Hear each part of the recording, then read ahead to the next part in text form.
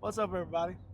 We're back with another episode of On the Way to the Stand podcast with Unlimited Outdoors 870. I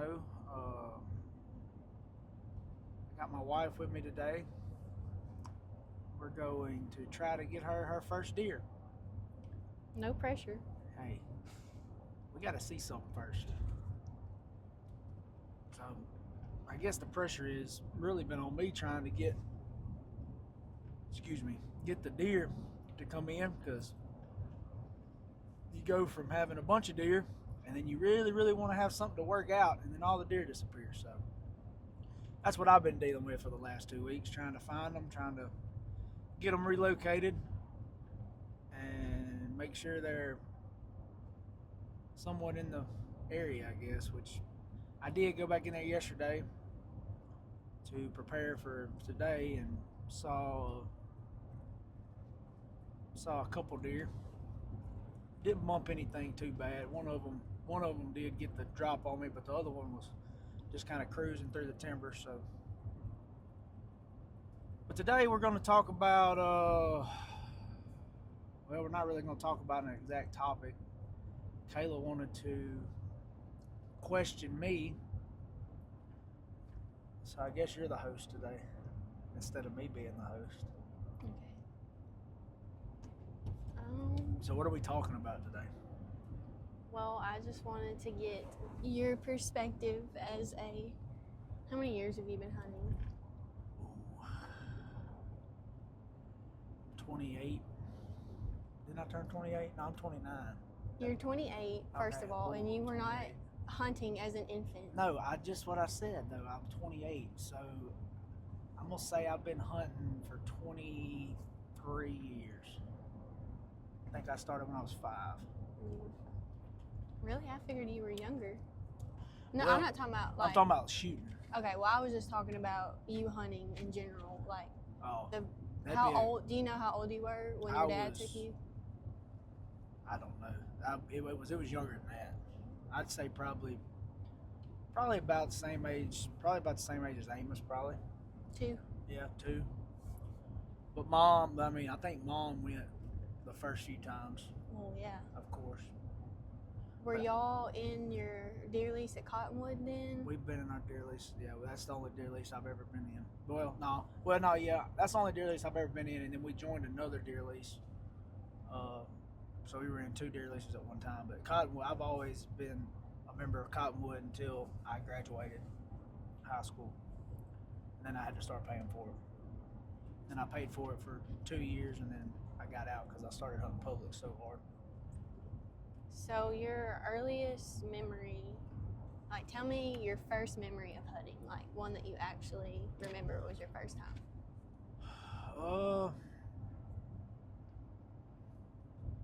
I'd have to say, as far as I think me and Dad had a stand right down from the road from the camp. And see, back when I was that age, all that stuff, you've never seen it like that, but all of that timber going to the deer, like going to the deer camp, once you turn off the highway there, used to be all like virgin pines, like humongous trees, like 40, 50 foot tall pine trees. So we had a stand off in there, and we used to see a zillion deer. I mean, that place used to be loaded with deer. But then as they slowly started cutting everything, which I'm not saying cutting, they got to cut timber, they got to manage timber. But once they started cutting stuff, it kind of changed the way the deer moved through there. So that place kind of dried up. But I would say my first memory was on that stand. I remember pretty vivid, like it's pretty cool. I remember Mr. Sonny. I was probably 5 or 6. I may be wrong. Dad may be able to tell it better, but pretty sure I was like 5 years old, just getting started. And Mr. Sonny let me use a little rifle to just shoot with. Wasn't too loud or nothing. I remember that. Did you kill a deer that time? I do not. I think I shot at one like 7 times. If I remember correctly. I just kept shooting. Dad's got it all on video. Dad had that big old camcorder in there, and I shot at that deer like at least 4 times, I know. deer. She wasn't even moving. She finally ran. I guess the last time I got close, she finally ran off. So were you hooked from a pretty early age? Yeah, that's all I wanted to do. As you can tell, it's kind of stuck. Oh, I mean, yeah. I mean, it's been 25 years. I mean, So I've been doing it. What is it like about this hobby that like you keep going back to every season? Like, what is it about deer hunting that keeps you so passionate about it? Well, it used to be. Whenever I was younger, it was just because I loved going to the deer camp. I loved going to the deer camp to see everybody. I loved going to the deer camp to obviously hunt, but I think it was more of like just seeing people that you only get to see for 2 or 3 weeks out of the year. That you know, they're not family, but they are family because I mean, you see them like you see them every year. You spend a lot of time with them. But I think as far as like the hunting goes, the hunting aspect of it goes, it was just being able to just be out there with my dad and my papa, and then eventually my brother whenever he came along. But it was just a place to go that we went, and it was just fun. You know, you're out in the woods, you're seeing animals, you're learning how to do things, you're learning how to, you're just learning everything about the outdoors that you can learn. And I think to this day, there's a lot of them things that I learned when I was 9 or 10, you know, when I was real young that I never probably really thought I would remember. But those things I learned, I still use some of the same tactics I was taught then today, you know, to try to get in front of deer and locate deer. And Like what? Like being able to look at a track and tell whether it's fresh, whether it's old, whether, you know, being able to determine, all right, which direction they're coming from, which direction they're going, which a lot of, you know, I learned the foundation of what I needed to know at that deer camp, because the way I hunt now, for the most part, all of that I did, the only thing I can use off of that is the foundation, because we sat in a box stand and had feed out, you know what I'm saying?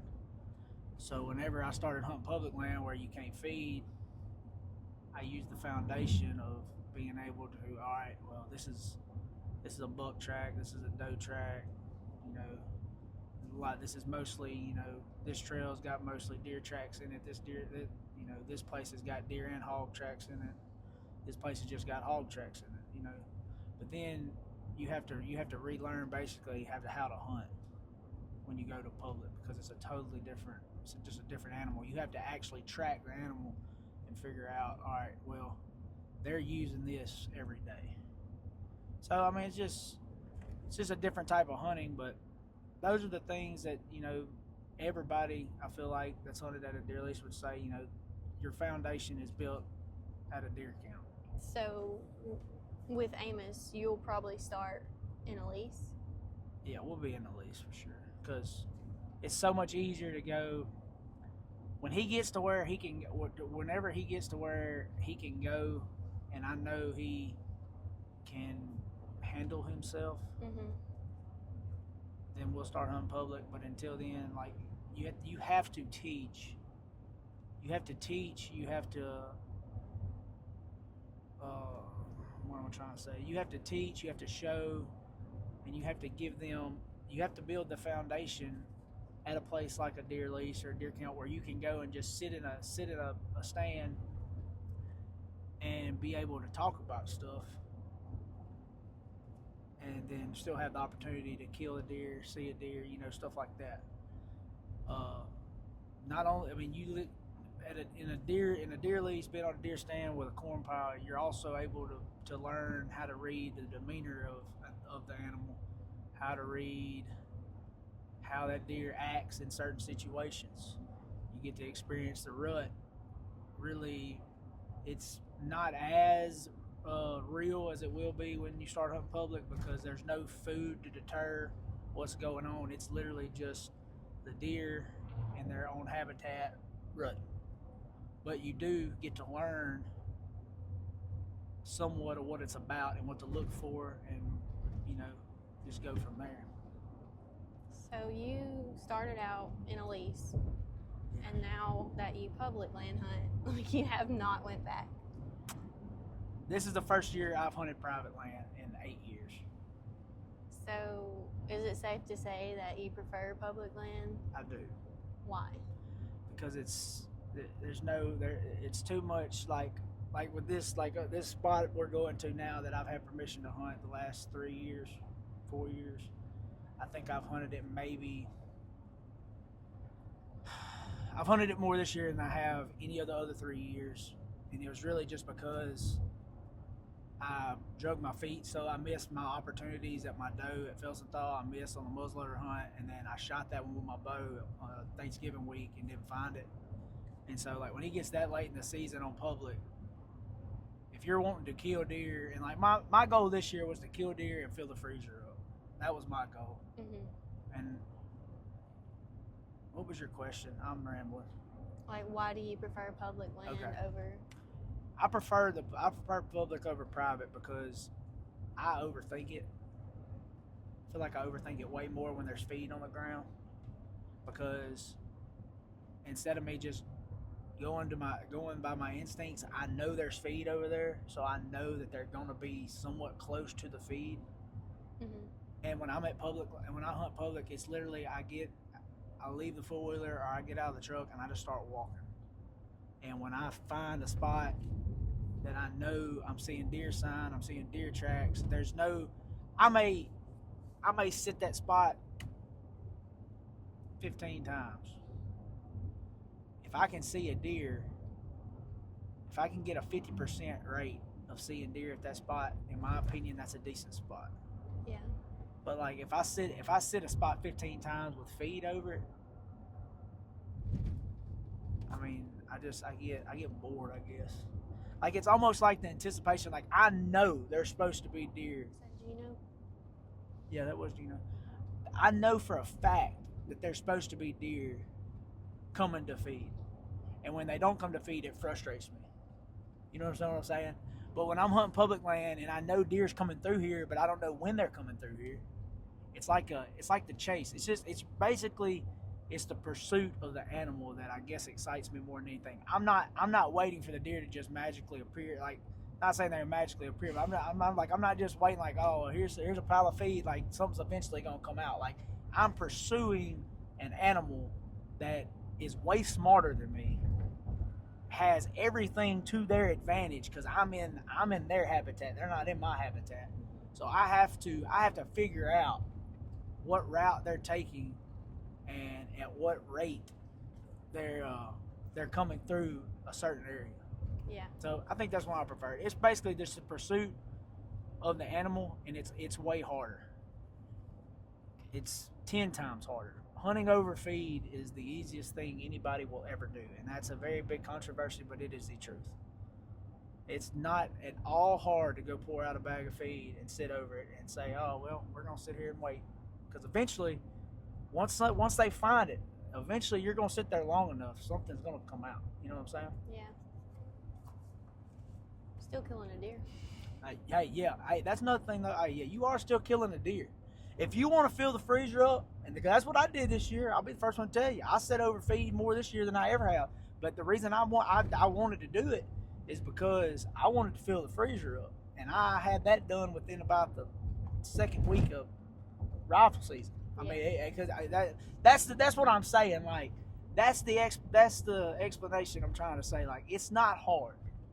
Like how many? Okay, so this year, this is by far the most deer I've ever killed since we've been together. Yes. All right. For the last 7 years or 8 years, I've done nothing but hunt public. Mm-hmm. And I've killed 1 deer a year, just about every one of those years, because I've got my doe at Felsenthal. That's what I'm saying. Like you get your doe, well then the real hunt begins, because now you've located deer. You've located enough deer to say, okay, well I found my doe, got my doe killed. Well now you got to start over, and now instead of just looking for deer sign, you got to start looking for, all right, where are the bucks at now? Because if you're seeing a bunch of deer tracks, all right, well that's fine and dandy, but am I seeing any buck sign? Am I seeing any paws? Am I seeing any rubs? Am I seeing any buck tracks?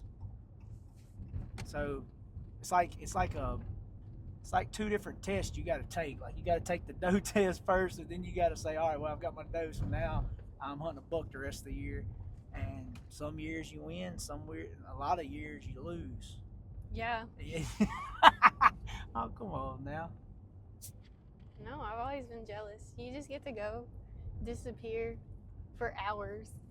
And like you don't even have to bring home anything. You're just like, hey, yeah, I didn't see anything today, but I was gone for hours. Just enjoying nature. Well, the thing about it is, if you do end up liking this and enjoying it, you'll understand whenever you do start going with me like to public land and stuff. I don't think I will. You will eventually. I don't think so. I think you will. If you ever do, you'll understand what I'm talking about. It's way more fun to me. It's like way more fun because you still get the relaxation out of it. Like if you like that's your not main relaxing deal. No, to me. your main All that deal walking y'all do is not relaxing. You know good and well you're not going to do any walking. I'm going to go out and find where we're going, and then we're going to wake up and go. Or you're going to go evenings most of the time because you don't like going in the morning. But we're going to walk in, sit down, you're going to hunt just like we're doing right here. You're going to have to walk when we get here. I know, but not that much. Like there's a place that we're going that you've been feeding at, so there's a pretty good chance deer are going to come out. But in my mind, I can't, like, and maybe it will change if I do, like, happen to develop a passion for deer hunting. But in my mind, I can't justify me going out in the woods for hours at a time. Yeah. Like, I could think of a million other things that I could be doing. Yeah, you're right. Like, it's not like, I mean, we have a grocery store, so like we're able to go and buy meat. We're not in the old days where like we have to do this to get meat. So like it's not a necessity in my mind. It's just a hobby. Oh, it's definitely a hobby. Requires too much time. Yeah, that's right. For me. Yeah, that is very true. It does require a bunch of time. See, I'm just like I don't know. I like being. I don't know. I find a peace in being out in the woods. Like I can literally go out there and sit all day, and I may not see a deer, but like I feel it's the weirdest thing ever. Like I'm tired, but I'm not tired. Like I'm physically tired, but I'm mentally like mentally rested. Yeah, I think that's a good way of putting it. Mm-hmm. But yeah, that's why I prefer. I went around Laura's house to answer that question, but that's why I prefer public over private. I'm not saying you can't be mentally rested. I mean, there's people that all they do is private, and I private hunted for a long, long time, and I enjoyed it. But that's all I knew. You know what I'm saying? Like I never got that. Some people are like just like what you're saying though. Some people don't like putting in the work. Some people don't like. They don't want to put in work. They don't want to have to work. This is strictly a relaxation thing for them. They don't want to have to work for it. Mm-hmm. They want to be able to go to deer camp, pour out a bag of feed, sit in their box blind, read the newspaper, watch a movie, whatever they want to do. Sounds like a good time to me. Hey, there's nothing wrong with that either, not at all. But I'm after what everybody that hunts public is after. I'm after the buck of a lifetime off of public, because that's one thing that a lot of people cannot say they've done, is they've killed I don't know. I've already killed a pretty big one on public. I was gonna say, was yours not considered a buck of a lifetime? I wouldn't say a buck of a lifetime, but it was a very, very good deer to kill off public. I mean, it was almost 140 inches. So I mean, it's a big deer. The deer I killed this year in Kansas is more of on the rim of a buck of a lifetime. Yeah. And what's crazy about that in Kansas, I mean, that's a very, very good deer, even for Kansas, but it's not a big deer for Kansas. Not a buck of a lifetime. Yeah, not a buck of a lifetime when you're in Kansas, Do you still, like, when you shoot a doe, do you still get that same, like, nervous energy? Like, even, like, if it's, like, comparable to a buck, like, is it exaggerated when you are shooting at a buck versus a doe, or is it just like all I'm gonna be all totally the honest same with nervous you. energy? I act pretty retarded. I get kind of ignorant. Garrett, this year on that muzzleloader, I missed that doe this year. And in the moment, I knew, like, I felt like when I pulled the trigger, I was like, man, I just missed that deer. Yeah. But I was so shook up that, I mean, you watched the video. I put it on. It was in our shorts. Like, I was shaking so bad. Like, Y'all cracked me up. I don't know what was going on, man. Like, I was like, man, I feel like I just shot at a buck, like the biggest buck of my life, and it was a dadgum doe, you know? Yeah. You didn't shake that bad when I was walking down the aisle, and I'm a little offended. I was, but you just couldn't see it. I was trying to focus on the goal at hand. But no, yeah, I get excited. I get probably too excited. I don't know. Some people can shoot a deer and just go, oh well. I don't want to say cool. what I'm gonna do, because when, like, if we are to see something today, I ain't gonna be nervous. You're But gonna get excited, but I I mean- don't think you're not gonna, like, if you shoot the deer, I think you're gonna be excited and like your heart's gonna be racing, but like we're not gonna be able to tell it on camera. Like I mean, you're just gonna kind of look at me and go, oh cool, that's fun. You know, that's what I feel like. And you may surprise me, you may go crazy, but I highly doubt it. What do you think? I don't think I will. If I do, I'm just making fun of you. Yeah, you're probably right. You probably will do so. You'll probably like imitate the Luke Bryan thing or something. Damn. Yeah. No, man, I don't know. I just prefer public land hunting. That's my what I prefer. I feel like I'm pretty good at it.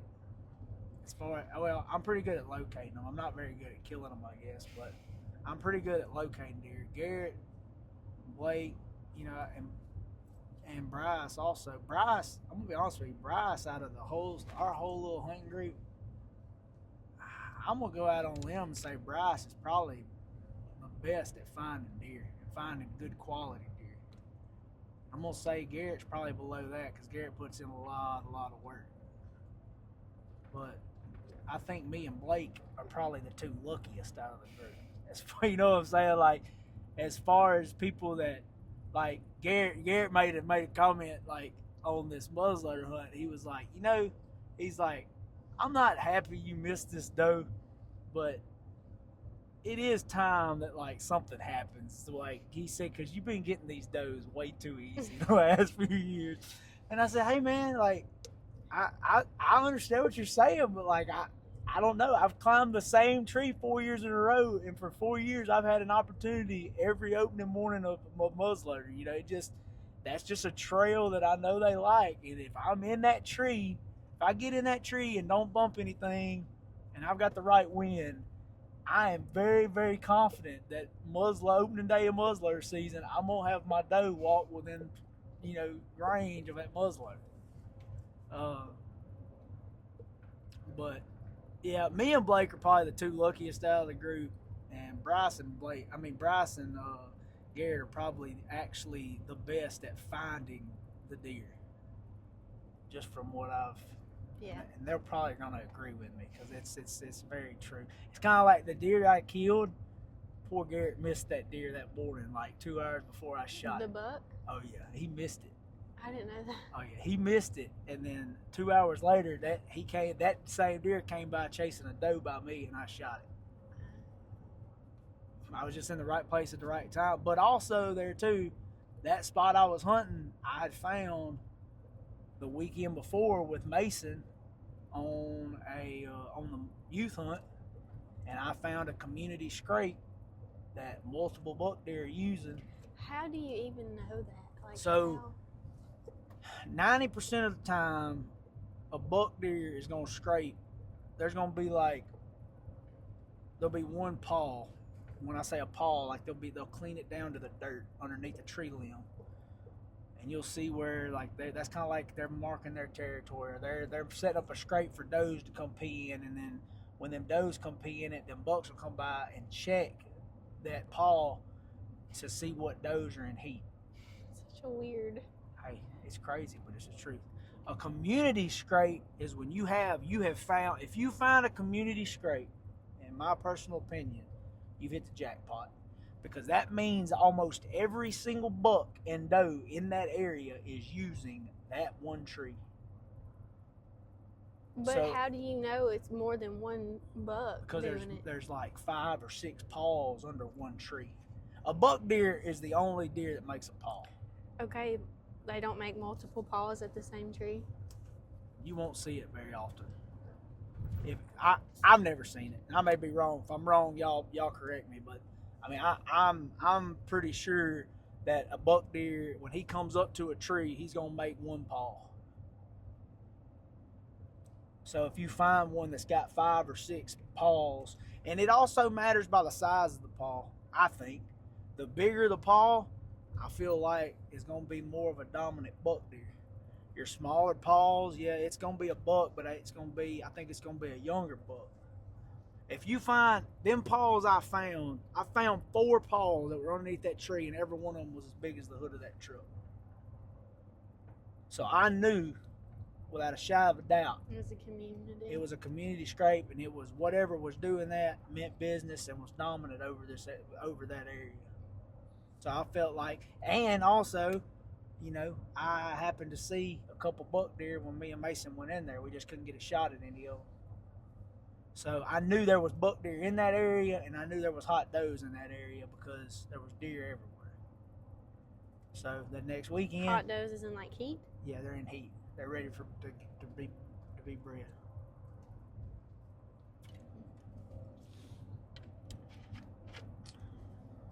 I just don't. I mean, I hadn't learned it. I didn't grow up hunting, so Yep. this is all new.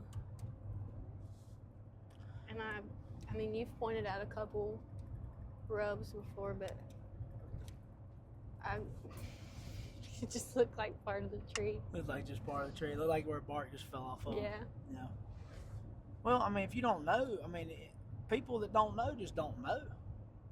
I mean, I wouldn't have known if nobody would have taught me, took the time to teach me. I know, but I And think I'll tell it's you just. another thing that's weird too. If you got hogs in your area, Well, I was about to ask about that. if you got hogs in your area and you got deer in hog, you got to really pay attention to the rubs, because hogs, they sharpen their teeth on trees. So if you got a bunch of pigs in there, you're gonna have a bunch of trees that are rubbed.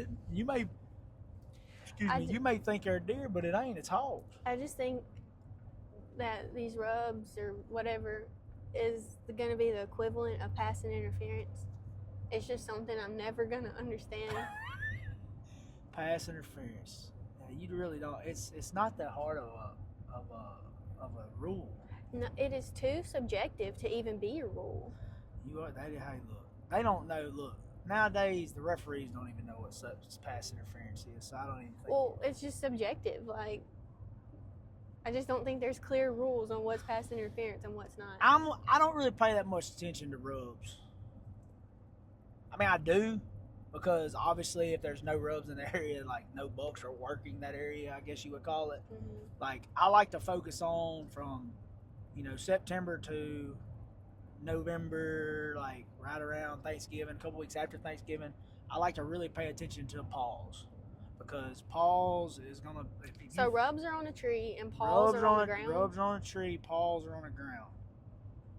The paws are going to lead you to wherever the hot does are at, and that's where you need to be from, 1st of November to the end of November, and down here where we're at, Yeah, because that's where your buck deer are going to be. with the hot does. Not with the ugly ones. Not the ugly ones, the hot ones. Look, there's some deer out there in that field right there right Would now. you watch the road? I'm watching the road. Look, that's a You're big not deer. even looking at the road. Look at that buck deer. Look, no joke. That is a huge buck deer. Oh my gosh. Sorry. That was a big That buck. irritates That was a me. big buck That deer. irritates Baby, me. that was a humongous buck deer. I don't think you realize how big that deer was. No, I can't see that far. All right, next question. What's your next question? We really rambled off for a little bit. Well, speaking of irritating me, Okay, yep. I guess we should talk about marriage and hunting. Yeah. Do you have any questions for me, or you just? What was your, I guess, like, because I told you from the jump, like, when you got with me, like, that I hunted, and I hunted a lot. So, what was your thought process when we first got together, and then once we got married, like, what did you expect when I said I hunted and hunted a lot? What was your expectations of that? Okay, well, when we were dating, you were in a lease. That is true. Yeah. So, and then you were new to me, so I was trying to spend all my time with you. So I would go hunting with you. And by hunting, I mean riding in your truck all the way up to the stand. Well, let me back that up. You picking me up at my house, taking me to the gas station to get a Crispito and a Dr. Pepper, driving straight to the stand and getting in the stand until I had to pee and then leaving. Yeah. And then, like, the times I didn't go with you, a lot of the times you were coming out of the woods and, like, spending time with me. So you would come and hang out with me until time to go hunt that afternoon. So, like, I was still seeing you a lot. Yeah. And that was, like, our dating relationship. Like, you really screwed the pooch. I guess screwed yourself, really, because you really set the bar high.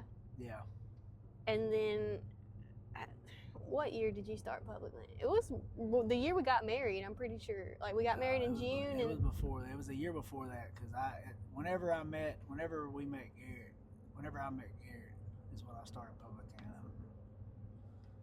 It was a year. But you didn't get out of the lease until we got married because we weren't paying. I didn't get out of the lease. So until you were after we still, got married. I mean, I was still hunting some, but you weren't doing hot and heavy public land not until yet. we got married, until the year. Yeah, that is right. Our first year married. So we have been married since June.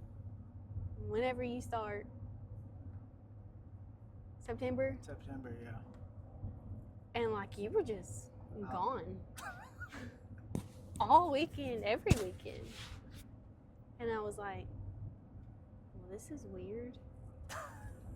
Like, this is our first year of marriage. Like, I'm the life is life. Who cares about deer? Yeah, who gives a crap about a deer, man? Like, and so that was really hard. Just trying to get used. Like, it was hard because I was glad you had a hobby and, you know, was like doing something you love, and it wasn't like you were out doing something you had no business doing. Like, you were literally just hunting with your buddies. Yeah. And so, like, I didn't want to be mad about it, but then I was mad about it because you were gone so much, like, on the weekends. And at the time I was in college, and so, like, we didn't really have much time together during the week, and so in the weekends you were just gone. So that was a big adjustment for our marriage that neither one of us handled very well.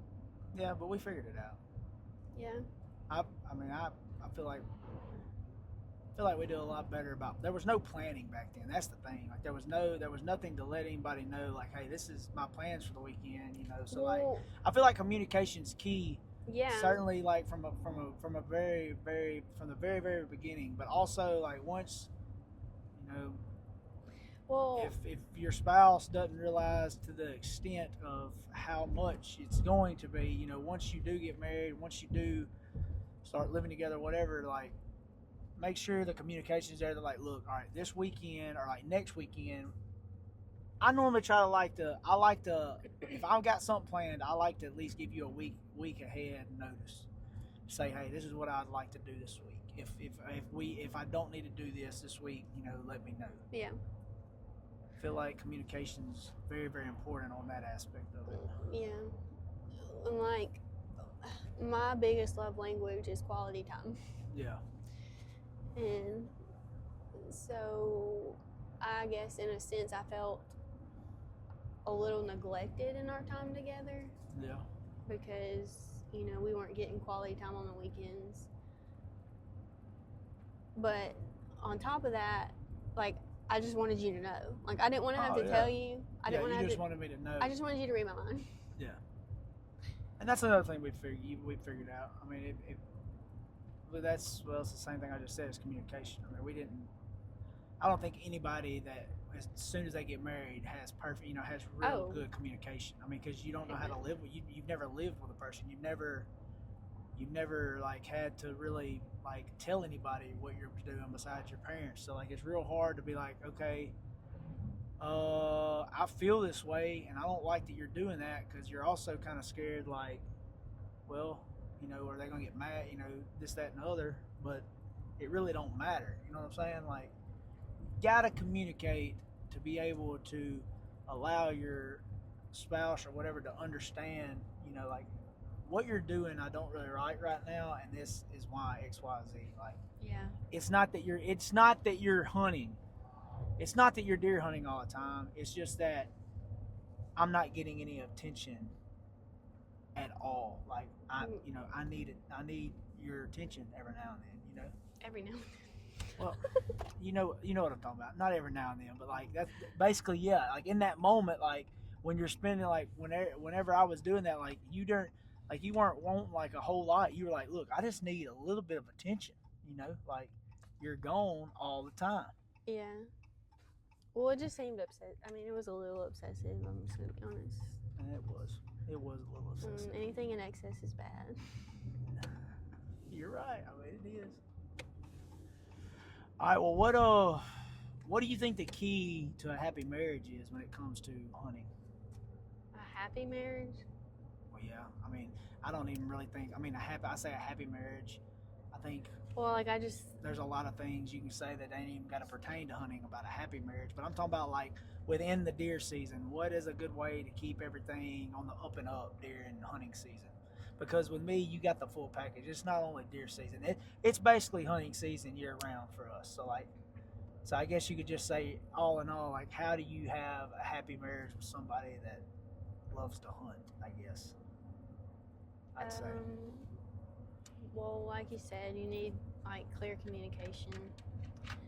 I think me personally, a good balance is one like morning hunt or evening hunt, not morning and evening hunt. Yeah. Just like we're so busy during the week, and we have a 2-year-old, and like he keeps us busy, so there's not a lot of like connection during the week, just the two of us without distractions. That's right. I mean, our 2-year-old is the best distraction ever. And so like on a Saturday, like I can get aggravated when you want to hunt all day long. Yeah. Because Sunday, we're at church usually from 8 to, we get out at 12:30, and then we may go eat and come home. So we're not getting home until like 3 or 4 o'clock sometimes, and most of your day's gone, and then I'm trying to catch up on everything else for the week. Yeah. So like I do appreciate you doing one or the other, like you splitting your time. When you split your time pretty evenly, like that makes me feel valued. Like that makes me feel, because my love language is, like I said, quality time, and there may be other people where you can just it's gifts, so you can just buy them gifts. And that's pretty much how we do it now, or how I do it now. But I think, but you like, also this doesn't just apply to hunting. Like this is just marriage in general. Like the biggest help, I guess you would say, I ever did for myself was like coming to the realization that you cannot be Jesus for me. Yeah. Like as great as you are, you cannot be Jesus to me. And so I can always tell if I have kind of neglected my quality time with Jesus, because I start looking to you to fulfill all my needs. And so my expectations began to get a little unrealistic. Yeah. I start looking for you to fulfill stuff in me that I should be getting from Jesus. That's good. So, like, just accepting, that. And that's the thing, like, marriage wasn't meant, like, marriage was not created so that we could be happy.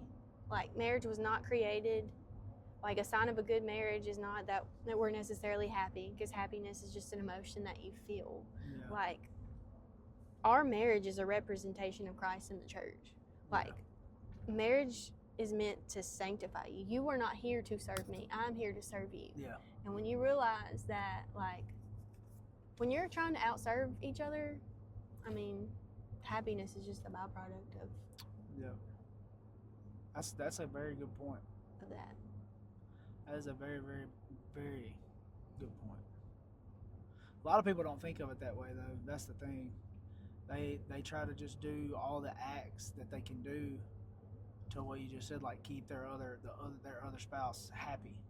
Mm-hmm. As long as they're happy, everything's fine. Like, I mean, like, you know, like you hear the quote a lot. It's like happy wife, happy life, whatever. Like, I don't really like that for the simple fact, like, yeah, it's funny, whatever. Mm-hmm. But like, that's not like how you should live. That's not how you should be living your life within your marriage. Right. You should be doing whatever you can do to.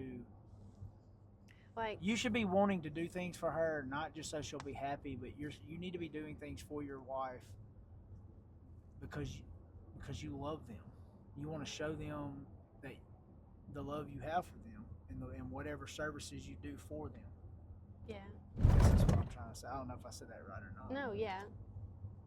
But I mean, I love you, but sometimes I don't want to show you. Like, sometimes you make me mad, and so I don't want to. So, like, it's almost like love is a choice. So, because I know that I love you, even though I don't feel just super giddy about you right now, like, I still have to choose to respect you and to serve you. You know, like, Yeah. we can't just go based off our feelings, and that's hard, and we mess up all the time. Yeah, and then it's always the biggest thing for me though is like, even though like when we mess up, like when we first got married, newlywed couples, it's like it's the biggest learning curve ever, because like when you let down your, like when you're dating or whatever and you let down your girlfriend or your boyfriend, like, okay, well, like y'all go y'all separate ways. Like, you go your separate ways, and like, yeah, like, okay, you let them down, but like you don't get to actually see them be let down. Does that make sense?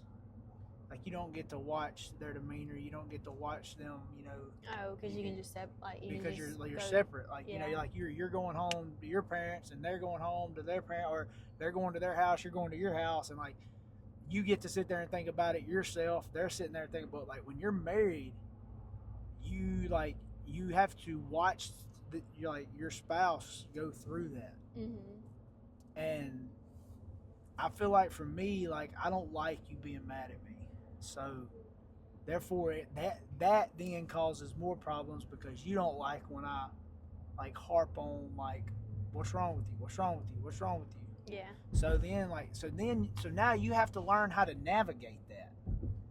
And within that, you know, there's growing pains, because you have to, and I feel like we've come a long, long way in that, but like you have to figure out, okay, like, you need your time, I need a little bit of my time, then we can come back, reconvene, and figure it out, you know. Yeah. But as far as like the hunt and go part of it, like, I think the splitting the time up has been a very, very good thing for us. Mm-hmm. But also on the same thing, she also, like, you're not like, you know, like if I got a big hunt coming up, like if I've got like the quota hunts and stuff, like, you normally like, normally let me hunt the whole entire, like, I say you let me, like, but you don't expect me, like, we've paid for that, like, I've got drawn for that. Mm-hmm. There's only certain days out of the year I can do that, so like those are days that I can be gone all day, and it's not really a huge deal, you know. Mm-hmm. Or like and another thing too that I've had to learn, you know, because I've done it before, and it, you know, wasn't the best way to do it. Like, when you're planning hunting trips, like, I feel like I've done a better job at this, but like, it needs to be like, you need to be talking about it like months in advance. Mm-hmm. Certainly if you have kids. If you don't have kids, it's not really that big of an ordeal, but like when you have kids, something you really need to talk about months in advance to where you can make sure there's nothing that's going to put your spouse in a bind. Yeah. Like, you don't want to wait like 3 weeks before you leave and go, hey, I think I'm going to Illinois this weekend, or I'm going to Illinois for 4 days. You know? And then like or that may work for some people. That may work. Look, and that's the thing. This is just what works for us.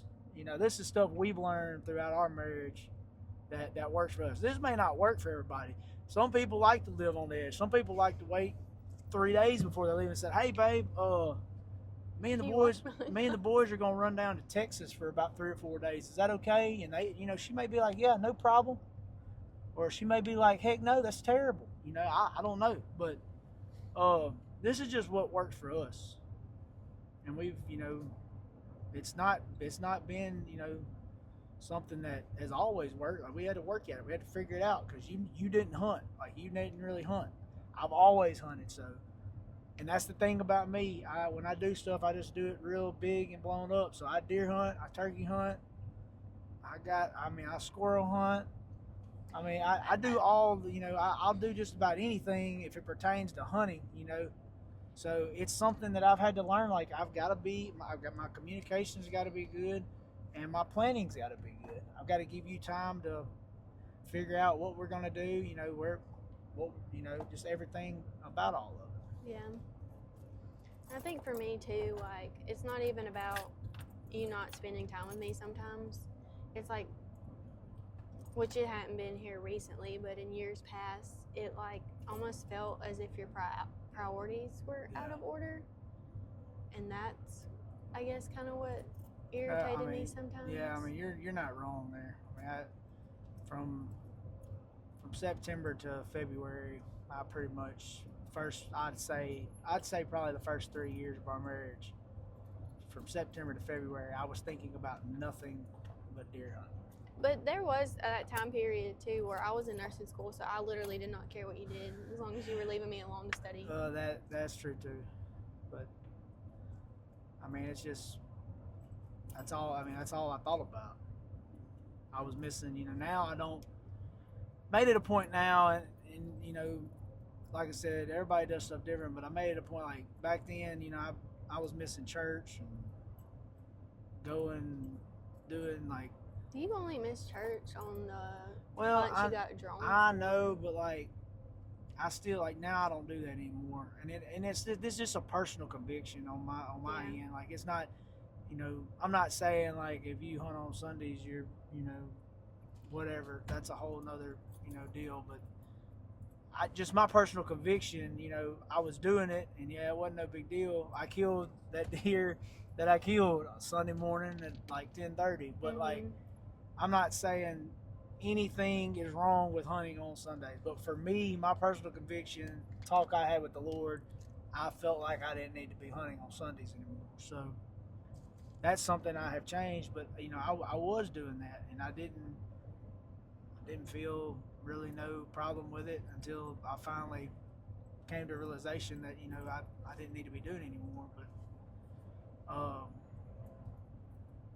it's just, I guess, growth. Just figuring out what works, what doesn't work, and being able to fix it, and it works for everybody. Then not just not only what you want or whatever you feel like you need to be doing or want to be doing. It's kind of starting to think, well, what do I need to do for my spouse, or what do I need to do instead of hunting all day or every.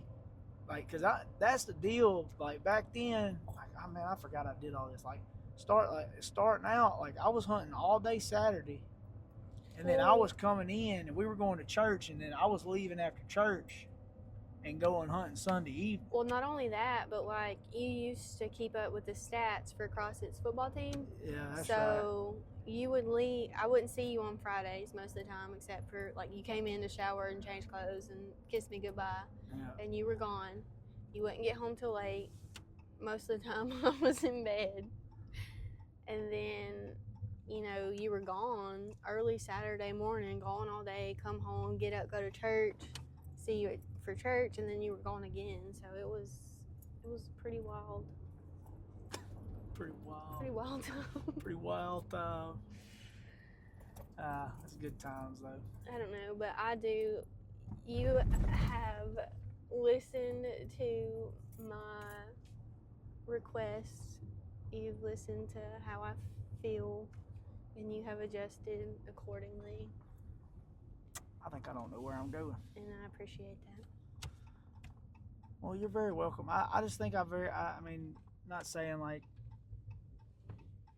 I think another thing I can point out too from the hunter side of it is, you know, a lot of those, you think, oh man, I gotta be out in the woods every second, every day. Like, I got a certain amount of time to do it. Man, I hadn't really missed out on anything. I mean, yeah, I could have been, I could go, but what's the cost? What's the cost of it? If it's costing me my wife being, pleased and happy with me, then what am I really doing? You know what I'm saying? I just don't know. I just don't see where it's worth it anymore. To make I would much rather, You're gonna make me sound like I help. What do you mean? like never ever want you to hunt. No, it ain't got nothing to do with that. But at the end of the day, no, it ain't got nothing to do with that. But at the end of the day, like, I was, no doubt, 100%, I was putting hunting over our marriage. I don't think that's a good thing, Yeah. I mean, I'm not saying, you most definitely, you ain't never said, no, I don't want you to hunt anymore. Like, I get to hunt plenty. I think it's like you made my day though when you told me you wanted to go hunting. Yeah. Like I don't even care if we see anything today. It's just the fact that you wanted to go and that I'm not shooting today. You're shooting. You know what I'm saying? Like that's the biggest thing for me. Man, I'm on this on another note. I have no idea what I'm doing right now. You can't multitask. I can't multitask at all, and I can't remember if I'm supposed to go down here. Oh, I am supposed to go down here. Okay, I'm supposed to turn in wind. Yeah, okay. I'm sorry. I'm trying to drive and talk and make sense about my talking, and my head's really hurting right now. What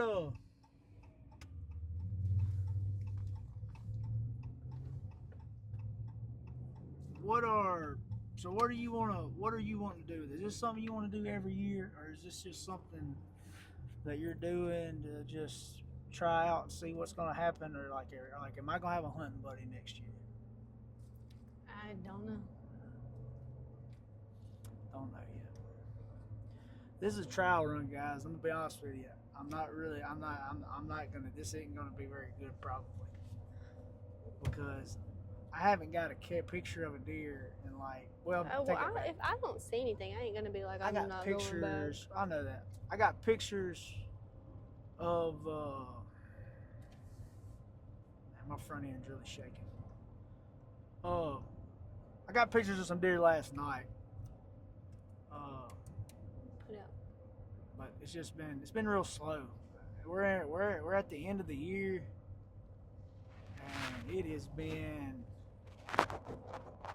a grind. I don't know. The deer really were there, and now they're not there. And like last night, I had some does come back through. I'm really just hoping one of them big old, what I call them, like Tyrannosaurus 12-year-old does comes through tonight. You can really just punch one of them. I do not want to shoot at a buck. Why? I didn't, because there's too much pressure riding on that. Not really. I've literally shot this crossbow 4 times. No, you probably more than 4. How many times we shoot the other day? I don't, but that's my first time. Like, she's dead eye though. I'll say that. I am not. You are. We're locked in. We're locked in. Got her a vise. Well, I ain't got a vise. Shout out to G. Yeah. We got a vise. We got a bow. We're gonna be running the Tacticam again today. That's a pretty sweet new rig I got. we're just hoping to see something. We're gonna go from there. Any advice, any last minute advice you have to me? Don't get too excited. Just stay calm. Just don't get too excited. Stay calm and just. Have you ever seen me too excited? No, I haven't. It'll all work itself out though. This big truck driver is really probably talking dirty to me right now. I'm in the passing lane. Yeah, just don't overthink it. Just put it on it, pull the trigger. Let everything else work itself out. That's pretty much how I do it. Well, I think that's going to wrap up the podcast today. We thank y'all for listening to us for a while. The ones that are still listening, we're right on an hour. That's pretty wild. But it was you a have good. a woman. Yeah, I got my brother on here thinking he was going to talk my head off, and he was like, I don't know, he kind of went mute on me for a minute. I don't know. Shout out to Mason. I know he's watching. I know he's still watching. He watches all my videos. So. He's a good brother. He's a good brother. He's a great brother. But anyway, we're gonna slide in here and get in the stand, see if we can get something to come on through this evening. We thank y'all for watching. We thank y'all for the support. Y'all just please keep hitting the like button, subscribe button, the share button. We'll see y'all in the next video. Later. Peace and blessings.